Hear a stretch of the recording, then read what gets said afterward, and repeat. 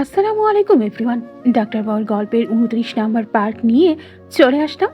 তো বেশি কথা না বলে চলো গল্প শুরু করা যাক। সকালে সূর্যের প্রখর আলোর এক ছটাক এসে মেয়েটার মুখে পড়েছে।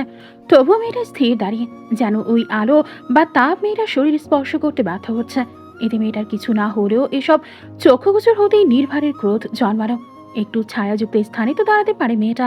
তার স্থির পদযুগলের গতি বাড়িয়ে গেট পেরিয়ে মেয়েটার কাছাকাছি এলো। মেয়েটা সম্পূর্ণ কায়া দৃশ্যমান হতেই আরও ক্রোধ বাড়ল। তবে তা মেয়েটার প্রতি নয়, বরং নিজের প্রতি। মেয়েটার চোখ মুখ কেমন শুকিয়ে গেছে, চোখের নিচে কালি জমেছে, শরীরের ওজনটাও বোধহয় হ্রাস পেয়েছে। আর এই সমস্ত কিছু ঘটেছে শুধুমাত্র তার জন্য। মেয়েটার এই দুর্দশা হৃদগহীনে গিয়ে আঘাত করল। কেন যেন মেয়েটার পানে তাকিয়ে মেয়েটাকে আর অবলোকন করার সাধ্য হলো না। নয়ন যুগল বন্ধ করে নিল। পুনরায় বন্ধ চোখের পাতা খুলে আশেপাশে তাকানো, কাউকেই দেখতে পেল না। গেটে এখন দারোয়ানটাও নেই, কোথায় গেছে কে জানে। সে আর দুপা এগিয়ে নতমস্তকে দাঁড়িয়ে থাকা মেয়েটাকে কিছু বোঝার সুযোগ না দিয়ে তার একটা হাত নিজের হাতের আঁচড়ায় নিয়ে গেট পেরিয়ে পুনরায় নিজের রুমের দিকে অগ্রসর হলো। অকস্মাৎ হাতে টান পড়ে অর্থ একটু ভয়েই পেল। আঁখি উঁচিয়ে পছন্দের মানুষটাকে নিজের হাত আঁকড়ে ধরতে দেখে সেই ভয় যেন এক লহমায় দূরে পালালো। সেখানে এসে ভর করলো একরাশ ভালো লাগা। ভালোবেসে না হোক ছেলেটা তাকে ধরেছে, তো হয়তো একদিন ভালোবেসেও কাছে টেনে নেবে। কিন্তু ছেলেটা এত দ্রুত পা বাড়াচ্ছে যে তার পায়ে পা মেলাতে কষ্ট হচ্ছে তার। তবুও মুখ ফুটে তা উচ্চারণ করলো না।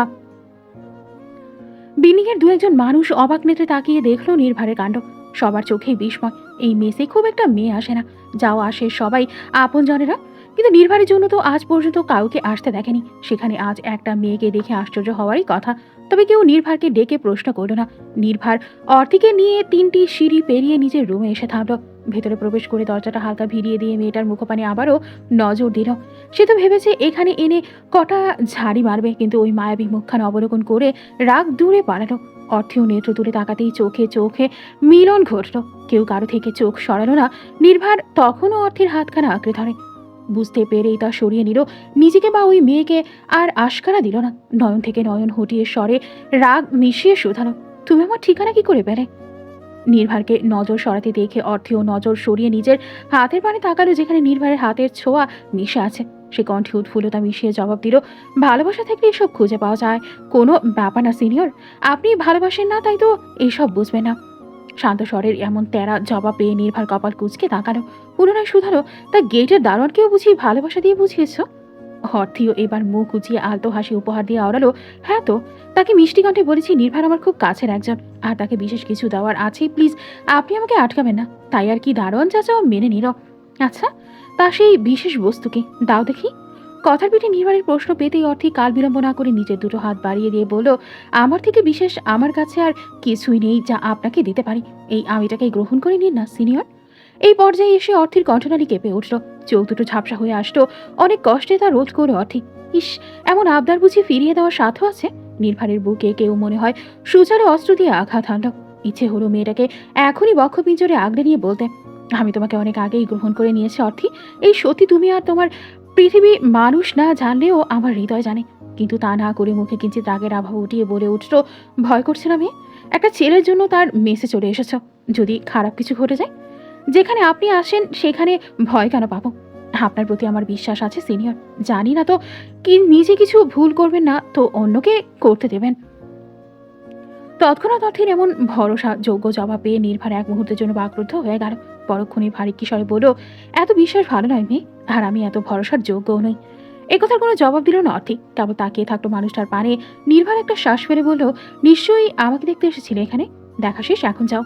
যাওয়ার কথা শুনতে অর্থী নির্ভারের সামনে থেকে সরে গাঢ় হয়ে বিছানায় বসে পড়ল। বসে রুমটা ভালো করে অবলোকন করলো। রুমে দুটো বিছানা হয়তো দুজন থাকে, দুটো টেবিলও আছে, তার মধ্যে একটা জানালার পাশে স্থাপন করা। তা দিয়ে এখন বাইরে রৌদ্রোজ্জ্বল আকাশ দেখা যাচ্ছে। হয়তো রাতের আকাশটাও খুব সুন্দরভাবে দৃশ্যমান হয়। অর্থীকে এমন গাঢ় হয়ে বসে থাকতে দেখে নির্ভার ভ্রুকুচকে শুধালো, এভাবে বসেছো কেন? যাওয়ার ইচ্ছে নেই বুঝি? না, নেই। পুনরায় দুটো শব্দে জবাব দিল অর্থী। নির্ভারের হৃদয় আরও সংকুচিত হয়ে এলো। একটু এগিয়ে অর্থীর সামনে দাঁড়িয়ে কড়া স্বরে বলল, পাগলামি না করে দ্রুত যাও এখান থেকে। এত সময় থাকলে অনেক অনেক কথা বলবে। বলে বলুক, তাতে আপনার কি?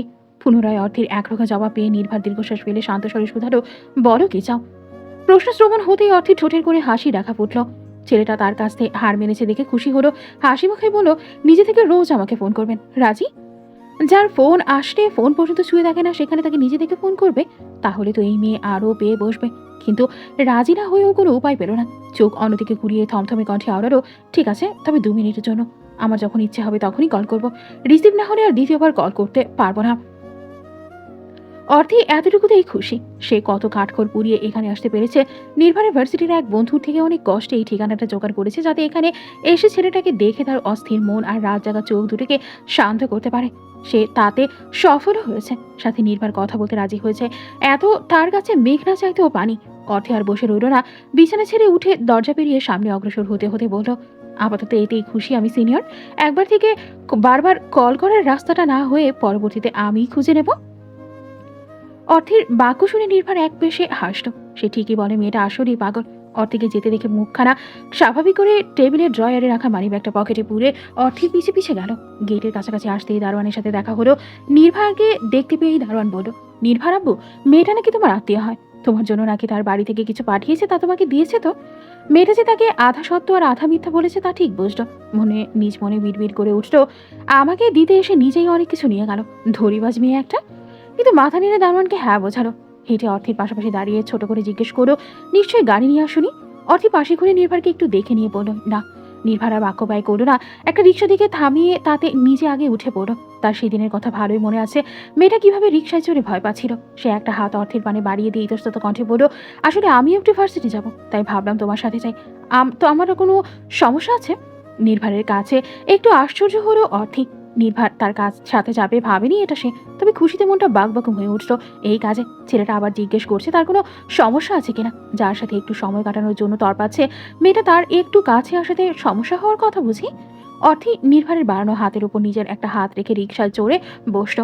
দুজনেই নীরবে বসে রইল। তবে একজন তার অনুভূতি আড়াল করতে ব্যস্ত, আর অন্যজন হাসিমুখে শহরে ব্যস্ত শহরের পদচারণা দেখতে।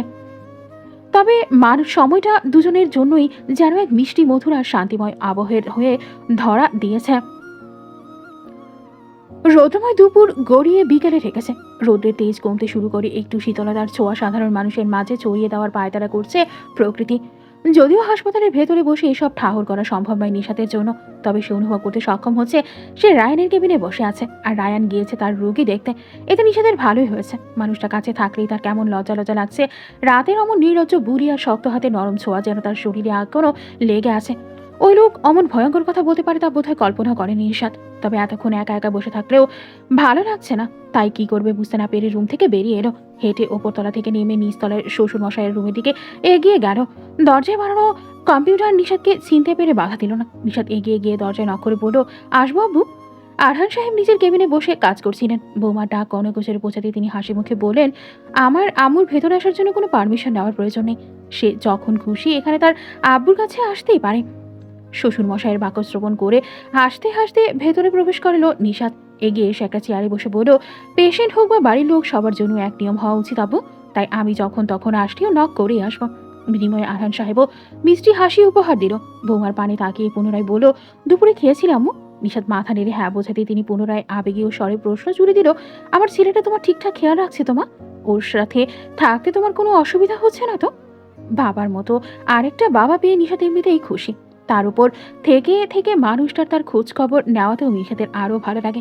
হাসি বদনে নতমস্তকে জবাব দিল, আমার কোনো অসুবিধা হচ্ছে না আব্বু। আপনার ছেলে আমার অনেক খেয়াল রাখেন। আরহান সাহেব ছেলে বৌমার খবর সর্বদাই রাখেন। তবুও মেয়েটার মুখ থেকে সরাসরি শুনে খুশি হলো। মেয়েটা ভালো আছে বুঝতে পেরে মন শান্তি পেল। ভরসা স্বরূপ বলে উঠল, কখনো কোনো সমস্যা হলে আমাকে বলতে দ্বিধা করবে না, কেমন? নিশাত পুনরায় মাথা নেড়ে সায় জানালো। আরহান সাহেব নিজের আসন ছেড়ে উঠে দাঁড়িয়ে নিজের প্রয়োজনীয় জিনিসগুলো নিতে নিতে বলল, তুমি এমন সময় এসেছো যে আমি চেয়েও তোমাকে সময় দিতে পারছি না আম্মু। আমাকে একটু বের হতে হবে, দুঃখিত আম্মু। শ্বশুরে দেখা দেখি নিশাতে উঠে দাঁড়ালো। ব্যতিব্যস্ত হয়ে আওড়ালো, কোনো ব্যাপার না আব্বু, চলুন আমিও আপনার সাথে নিচ পর্যন্ত যাই। ওকে বলে বাপ বেটি বেরিয়ে নিচতলায় এলো। আরহান সাহেব নিশাতকে বিদায় জানিয়ে চলে গেল।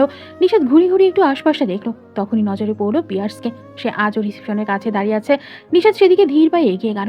ওই লোকটা কি শুধু হাসপাতালে এলেই একটু দেখা যায় বা কথা হয়? তাও রোজ হয় না। আপন লোকদের সাথে যদি একটু দেখা বা কথাই না হয়, তাহলে একটা হাসপাতালে কাজ করার কি মানে? নিশাত আরও একটা জিনিস ভেবে দেখলো, শুরু থেকে এই মানুষটার কাছাকাছি থাকলেই রায়ানের রিয়াকশন কেমন যেন পাল্টে যায়। দেখে মনে হয় লোকটা তার নিজের ভাইকেই হিংসা করছে। কিন্তু এর কারণ কি? এমন নয় যে এই ছেলেটার সাথে তার কোনো অন্যরকম সম্পর্ক কখনো ছিল বা এখন আছে। তাহলে নিশাত একটু হাসল। তার জানা মতে রায়ান তাকে কেবিন না পেয়ে ঠিক খুঁজতে খুঁজতে এখানে এসে পড়বে। এই কদিনে এটা ঠিক বুঝে নিয়েছে নিশাত। আর আজও যদি পিয়ার্সের সাথে দেখে একই রিয়াকশন দেওয়া খায়, তাহলে সে জিজ্ঞেস করবে তার সমস্যাটা ঠিক কোথায়। এইভাবে পায়ের জোর আর একটু বাড়িয়ে পিয়ার্সের কাছাকাছি দাঁড়িয়ে ডেকে উঠল, ভাইয়া কেমন আছেন? চেনাশোনার ভাইয়া সম্বোধন শুনে রোজই বুকটা পড়ে ঝলসে ওঠে, বুকের ভেতর গভীর দাগ ফেলে দেয়। যত এই মেয়ে বা এই সম্বোধন থেকে সে পালাতে চায়, ততই যেন তা বেশি করে আঁকড়ে ধরে তাকে। মুখে তা প্রকাশ না করে নিষেধের পানে তাকিয়ে হাসি মুখে বলল, ভালো, তুমি কেমন আছো? ভালো ভাইয়া। নীরবতায় মুড়ে নিল দুজনকে। নীরব থাকলে কি করে সময় ব্যয় করবে, এইভাবে নিষাদ বলে উঠল, ভাইয়া কিছু মনে না করলে আমরা কফি খেতে পারি? এমন সুযোগ কেউ হয়তো হাতছাড়া করতে চাইবে না, কিন্তু নিজের পছন্দের মানুষটার সাথে সময় কাটাতে কে না চায়। কিন্তু আজ বোধহয় পিয়ার্সের মন দোটানায় পড়ল। তার ভাই নিশ্চয়ই রেগে যাবে যখন তাকে নিষাদের পাশে দেখবে। আবার না বলে মেয়েটাকেও কষ্ট দিতে ইচ্ছে হলো না, তাই নিষাদকে দাঁড়াতে বলে সে গিয়ে 2 কাপ কফি নিয়ে এসে একটা নিষাদকে ধরিয়ে দিল। পিয়ার্স কফিতে একটা চুমুক বসে জিজ্ঞেস করলো, তোমার বাবা কেমন আছে এখন? বাবার কথা স্মরণ করতেই নিষাদের মুখটা এইটুকু হয়ে গেল। রোজ রোজ কথা বলেও কতগুলো দিন হয়ে গেল চোখে দেখা দেখতে পায় না, ছুটিও পায় না যে বলে কয়ে একবার ঘুরে আসবে। নিষাদ বিষণ্ণ স্বরেই বলল, আবু ভালো আছে, কিন্তু আমি তাকে ভীষণ মিস করি। বলেই মুখটা বাচ্চাদের মতো করে নিল। তাদেরকে পিয়ার্সের হাসি পেল। এক চিলতে হাসলো, সান্ত্বনা দিয়ে বলল, এক সময় গিয়ে বাবাকে দেখে আসতেই পারো, নয়তো ভাইকে বলো তাদের নিয়ে আসতে, তাহলে আর মিস করতে হবে না তাদের। শেষ পন্থাটা বোধহয় নিষাদের ভালো লাগলো। খুশি মনে সায় জানালো, কফিতে চুমুক বসিয়ে আরও টুকটাক কথা চালানো। নিজের ভাবনা অনুযায়ী তাকে না পেয়ে রায়ন খুঁজতে খুঁজতে ঠিকই নিচে সে হাজির হলো। মেয়েটা থেকে থেকে তাকে না বলে উধাও হয়ে যায়। এটা তার কাছে বিরক্তিকর মনে হয়। এসে সম্মুখে নজর পড়তেই বউ আর ভাইকে একসাথে হেসে হেসে কফি পান করতে দেখে মাথা গরম হয়ে উঠল। শক্ত চাহনি নিক্ষেপ করলো তাদের পানে। নিষাদের এখানে আশায় রাগ হলেও মনে মনে হতাশ শ্বাস ফেলল। একই হাসপাতালে কাজ করে দেখা হবে স্বাভাবিক। আর তার বোকা বউ নিশ্চয়ই কিছু বুঝতে পারে না, তাই তার ভাই কথা না বলেও বউ যে ডেকে ডেকে কথা বলবে এটাও শিওর। তাহলে কি করা উচিত তার? আজকের গল্পটি এ পর্যন্তই শেষ হয়ে গেল। পরবর্তী পার্ট পেতে অবশ্যই আমাদের রাতুল ব্রো ইউটিউব চ্যানেলটি সাবস্ক্রাইব করে রাখবেন। ধন্যবাদ।